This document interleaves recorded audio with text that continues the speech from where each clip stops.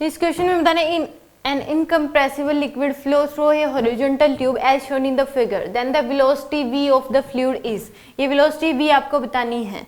तो यहाँ पे जो जिस रेट से फ्लो कर रहा था वो किस में हो गया, दो इक्वल पार्ट्स में डिवाइड हो गया।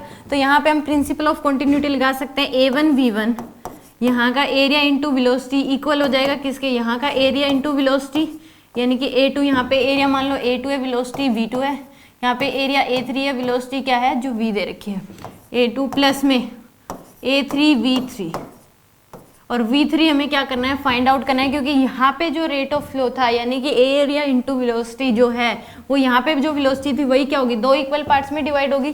तो यहाँ पे हमें एरिया दे रखा है, हमें क्या निकालनी है, वेलोसिटी। तो a इंटू वी यानी कि a इंटू में 3 इक्वल टू क्या हो जाएगा, a2 की वैल्यू दे रखी है हमें a इंटू में v की वैल्यू दे रखी है 1.5 प्लस में a3 की वैल्यू हमें दे रखी है 1.5, a इंटू में v3 हमें निकालना है।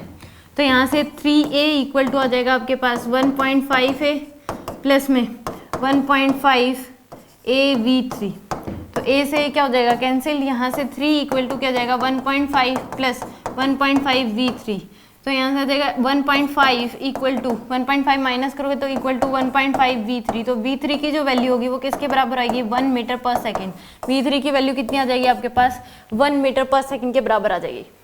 सिंपल बस लगाना था, एरिया इंटू जो यहाँ का एरिया इंटू वेलोसिटी था उसको इक्वल करना था इन दोनों के सम के एरिया इंटू वेलोसिटी के, क्योंकि यहाँ से जिस रेट से फ्लो जा रहा है वही क्या हो गया, दो पार्ट्स में डिवाइड हुआ है। तो यहाँ से हमने क्या लगा दिया, प्रिंसिपल ऑफ कंटिन्यूटी।